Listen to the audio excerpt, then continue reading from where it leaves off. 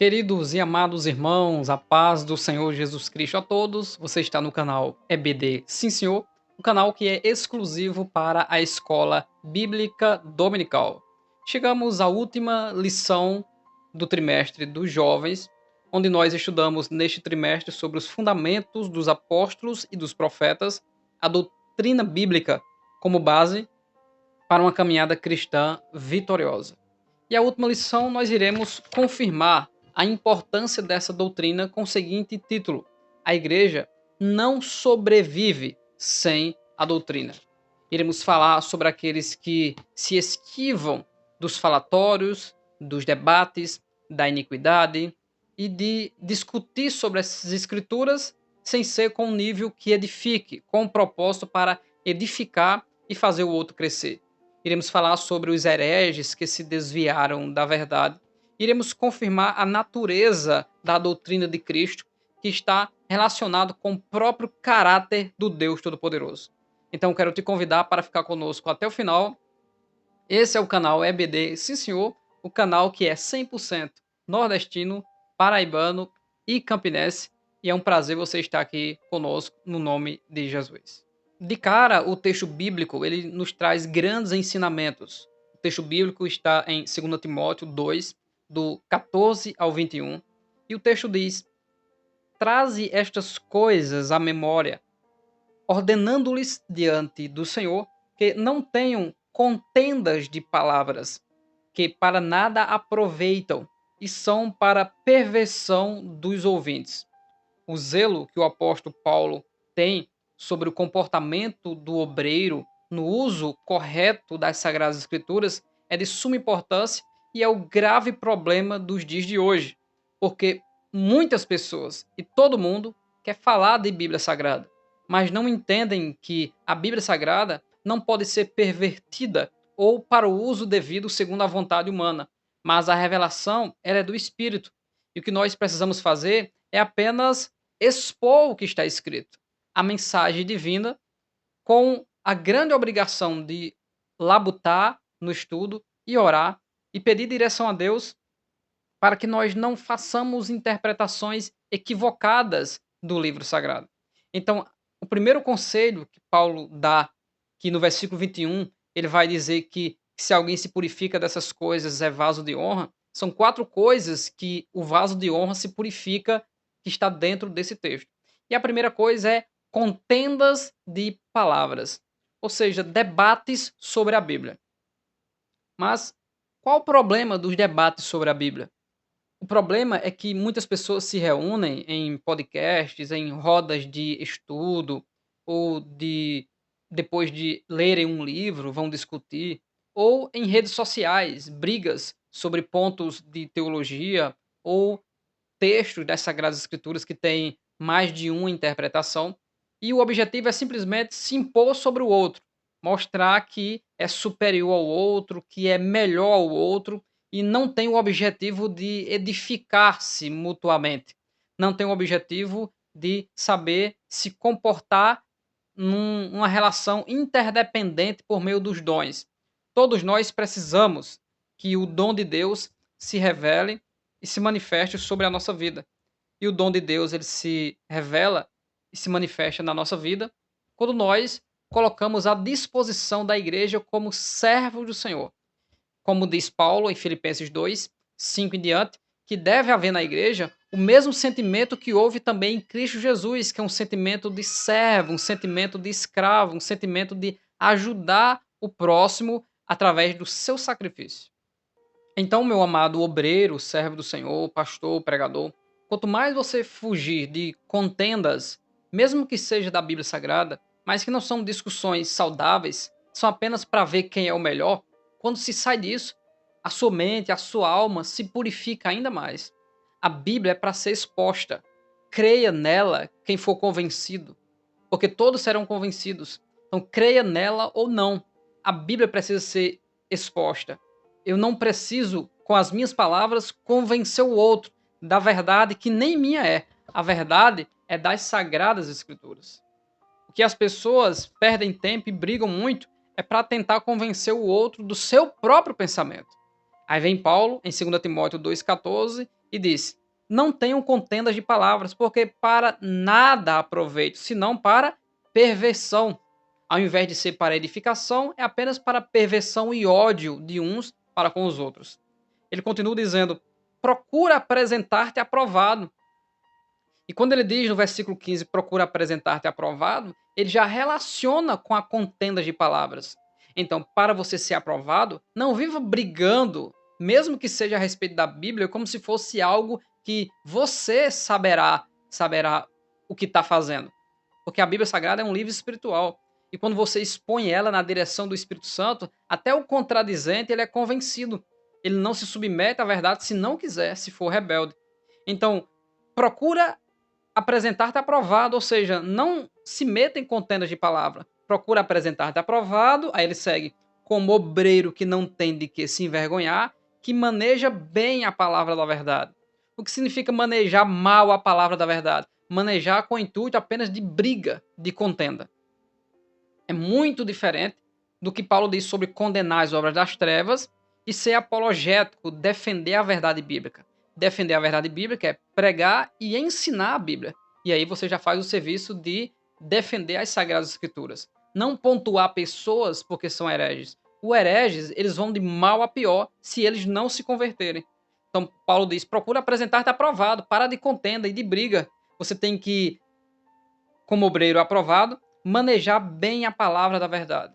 Fazer com que conheça aqueles que estão dando ouvidos, conheçam todo o contexto da Bíblia, ser bíblico, se concentrar que o ensino seja um ensino de uma teologia bíblica, que tem por base que a Bíblia explica a Bíblia, pronto. Então não tem como ninguém se levantar contra a verdade. Porque se falar alguma coisa contra, não será contra você que fala, mas será contra a própria verdade que você expôs de forma honesta. Depois ele continua. Se maneja bem a palavra, então ele é aprovado. Mas evita os falatórios profanos, porque produzirão maior impiedade. Enquanto a contenda de palavra produz perversão, os falatórios profanos, ou seja, quando há contenda, então o outro vai falar mal e vai profanar a verdade, Deus, o Espírito Santo, Jesus. Então, se evitar os falatórios profanos, ele será um vaso aprovado e um vaso de honra que maneja bem a palavra. Então, manejar bem a palavra não é só ter conhecimento bíblico, é evitar usar a palavra de forma desordenada. Então, evitar os falatórios profanos, porque eles produzem mais impiedade ainda, ou seja, as contendas de palavras acerca da teologia produzem ainda mais ímpios e pessoas que profanam as sagradas escrituras que são santas e completamente puras. O obreiro aprovado não contende, o obreiro aprovado evita os falatórios profanos, não apenas seu, mas produzindo outro por causa da contenda, o falatório profano. Ele continua. E a palavra desses quem? Que vivem em contendas e que vivem em falatórios profanos, a palavra desses roerá. Esse roer é carcomer, é corroer. Então, a palavra desses vai ser destruída como gangrena. O que é uma gangrena? Gangrena é apodrecer os tecidos de uma parte do corpo. É a morte dos tecidos pela falta de circulação. Então, a palavras desses que vivem profanando as escrituras, que vivem contendendo com contendas de palavras, ela vai ser destruída. Não vale de nada a palavra deles. Entre os quais são, aí ele numera duas pessoas da igreja daquela época, os quais são Himeneu e Fileto. Esses Himeneu e Fileto são obreiros conhecedores da Bíblia Sagrada, mas Paulo explica no versículo 18 que eles são hereges e desviados. Paulo diz, os quais se desviaram da verdade, dizendo que a ressurreição era já feita e perverteram a fé de alguns, cumprindo o que diz lá no livro de Hebreus, uma raiz de amargura. A raiz de amargura é quando alguém se desvia da verdade e começa a pregar heresias e dissemina na igreja, matando espiritualmente os crentes.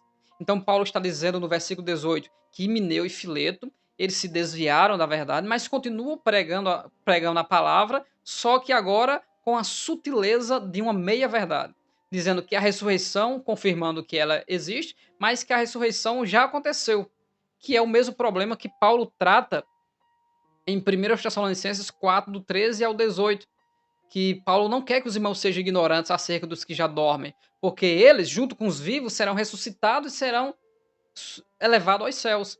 Então, o que Paulo está dizendo aqui, que Himeneu e Fileto estão tratando sobre o arrebatamento, sobre a volta de Cristo, dizendo que os crentes já ressuscitaram, que a ressurreição já foi feita, então muitos se perverteram e ficaram preocupados. E agora? Nós estamos perdidos. Então se desviaram.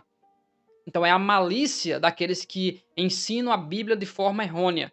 E nós estamos vivendo no meio do furacão dessa malícia, em que muitos até são repreendidos biblicamente e percebem que estão ensinando errado. Mas o acordo que eles fizeram com algumas lideranças corruptas, a força da tradição e do mau costume da interpretação fazem com que eles não voltem atrás e continuem pregando a mentira. Como você fugirá disso? Adquirindo conhecimento bíblico. Conhecimento bíblico, sadio e coerente, cumprindo a primeira regra da ciência da interpretação, que é a hermenêutica, que a Bíblia explica a Bíblia. Então você estará longe de todas essas coisas. Paulo continua dizendo: todavia, o fundamento de Deus fica firme, tendo este selo. O Senhor conhece os que são seus, e qualquer que profere o nome de Cristo, aparte-se da iniquidade.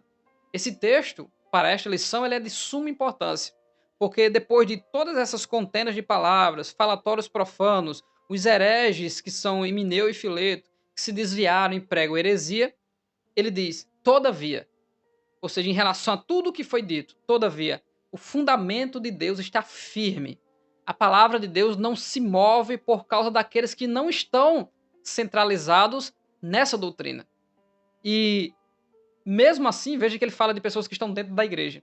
Que o Senhor conhece os que são seus, ou seja, Himeneu e Fileto não são seus, e qualquer que diz que é de Cristo, que profere o nome de Cristo, aparte-se dessa iniquidade, aparte-se de se desviar da verdade, de pregar heresia, de contendas de palavras, de falatórios profanos. No versículo 20 e 21, Paulo diz: ora, numa grande casa, não somente há vasos de ouro e de prata, mas também de pau e de barro, um para a honra e outros, porém, para a desonra. Então, Paulo agora está trazendo agora uma analogia com vasos, está dizendo: há vasos de grande valor e há vasos que não têm valor algum. Então, ele está classificando Himeneu e Fileto, que são hereges e desviados, como vasos de pau e de barro, comparado aos vasos de ouro e de prata, não tem valor algum.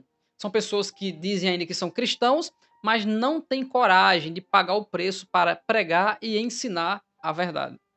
Versículo 21 e último: de sorte que, se alguém se purificar destas coisas, veja que no versículo 15 ele fala sobre obreiro aprovado. No versículo 20 ele fala sobre vaso de honra e vaso de desonra.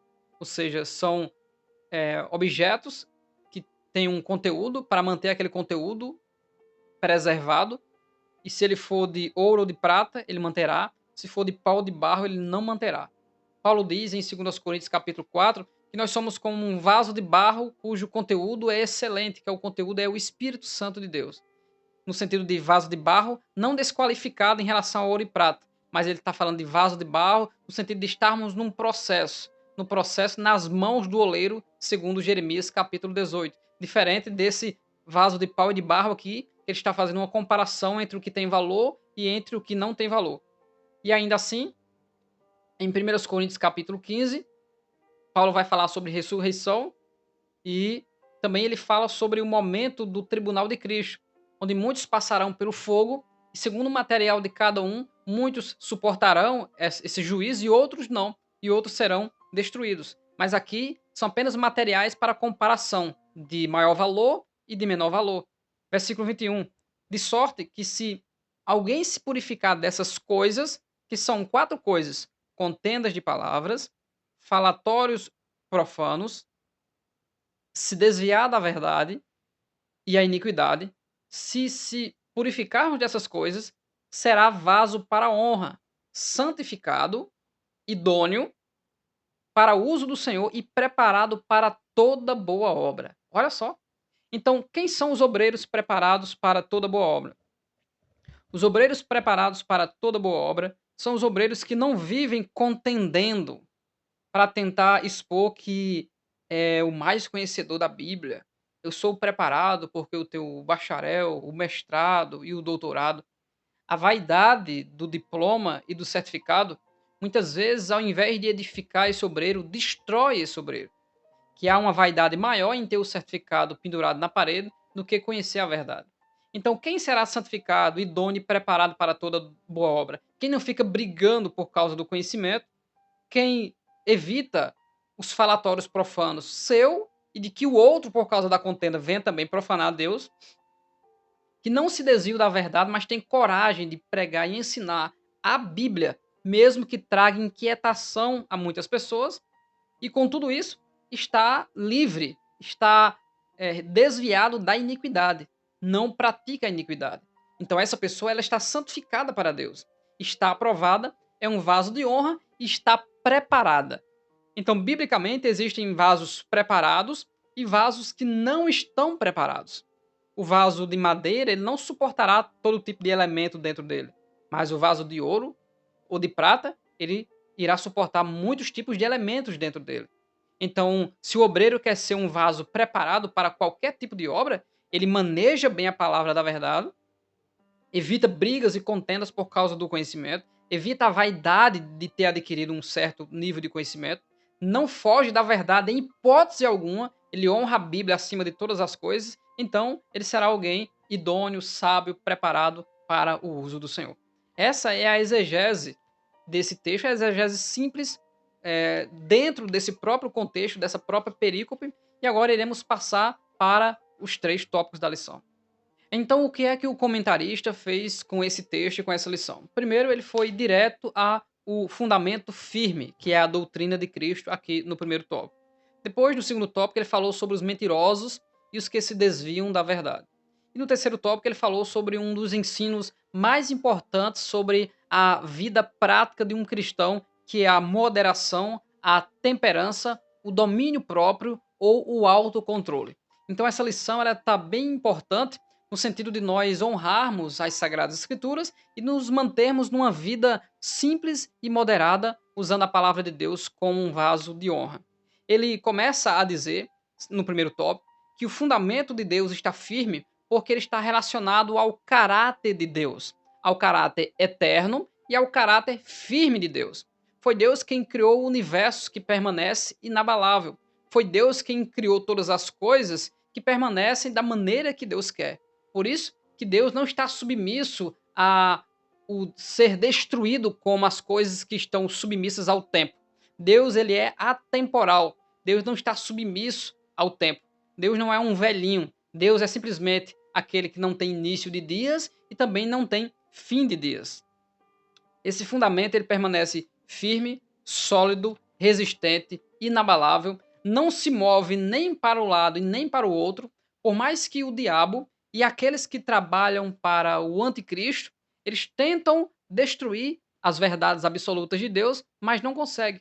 O próprio Cristo, falando dessa firmeza, ele diz em relação à igreja que ela é minha e as portas do inferno não prevalecerão contra ela. Paulo diz em Romanos 1 e em 1 Coríntios 1 que a palavra do Senhor ela é o poder de Deus. Ele não se envergonha. Muitos se escandalizam, mas Paulo não, porque a palavra de Deus é o poder de Deus para a salvação de todo aquele que crê. Depois, no segundo tópico, ele fala sobre desmascarar os mentirosos, a realidade dos mentirosos. Onde estão os mentirosos? Onde estão os hereges? Onde estão as heresias? Dentro da própria igreja. A classe dos crentes que não estudam a Bíblia, eles são enganados facilmente. E muitos falsos pregadores sabem disso. Então eles levam os falsos crentes às suas mentiras facilmente. Mas aqueles que estudam a palavra de Deus na sua vida e têm propósito de Deus para conhecer Deus, eles não são enganados pelos hereges e pelos falsos pregadores e ensinadores que estão no nosso meio, de maneira alguma. O próprio diabo ele é chamado de pai da mentira. E ele usou essa mesma malícia de Mineu e Fileto, ele usou também para Eva, falando da árvore, confirmando essa árvore, mas trazendo um certo benefício mentiroso para Eva em relação ao fruto daquela árvore.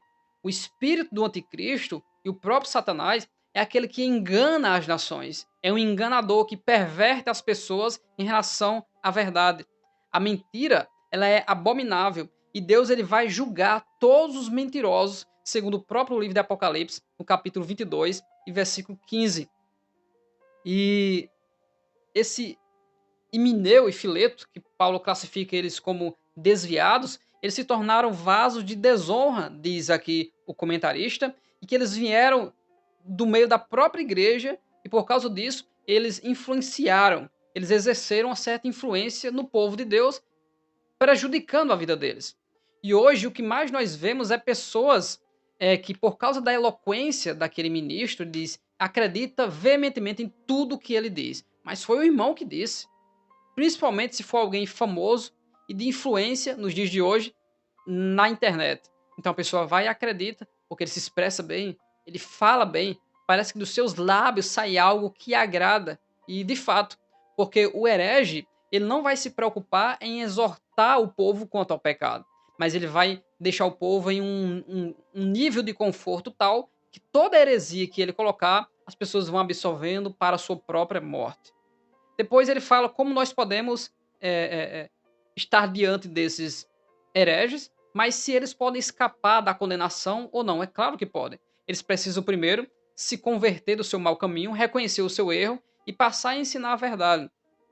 E aí eles serão purificados e voltarão para a presença de Deus e serão salvos. E voltarão a ser obreiros que praticam a mansidão e que andam na presença de Deus, fazendo a vontade de Deus. Para isso, para não incorrermos a erro, porque nós somos falhos. Nós podemos pregar ou ensinar alguma coisa errada apenas por falta de preparo. Mas Paulo exorta em 2 Timóteo 2,15 que o obreiro não pode ter do que se envergonhar. Ou seja, antes ele se prepara e vai fazer a obra de Deus. Paulo, em 1 Coríntios 9,16, ele diz que ele não se gloria por pregar o evangelho, porque foi-lhe imposta essa obrigação, e ai de Paulo, e ai de mim, ele diz, se eu não pregar o evangelho. Só que para pregar o evangelho, nós nos preparamos e depois vamos pregar o evangelho.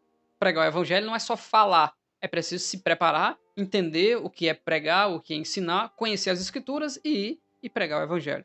Por fim, o comentarista, ele fala sobre viver uma vida moderada, uma vida de mansidão, que é fruto do Espírito Santo, que é a temperança.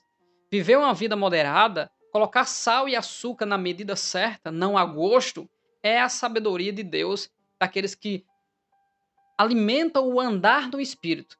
Porque um dos frutos, ou melhor, uma das características do fruto do Espírito é temperança, mansidão, domínio próprio.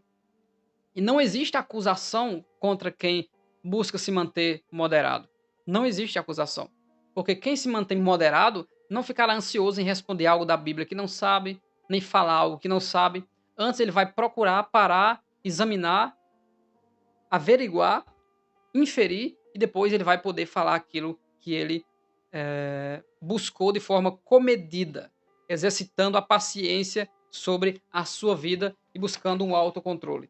Tem um livro aqui que nós utilizamos agora na transmissão última do nosso canal principal, o canal Bíblia de Fato, que é o livro Autocontrole. Vença os fantasmas da emoção. Um livreto ótimo, com um preço bem acessível, você poderá adquirir para dentro da psicologia e da questão das guerras na nossa mente, saber um pouco mais sobre a questão do autocontrole. Paulo já falava em Efésios 5,18, que nós não podemos ser descontrolados com dissensões, mas sermos cheios do Espírito Santo. Ele usa a analogia de ficar bêbado. Não vos embriagueis com o vinho da contenda, mas enchei-vos do Espírito. Então, quem é moderado não ficará perdendo tempo brigando para ver quem sabe mais, mas vai se encher do Espírito para ter a direção do Espírito Santo de Deus.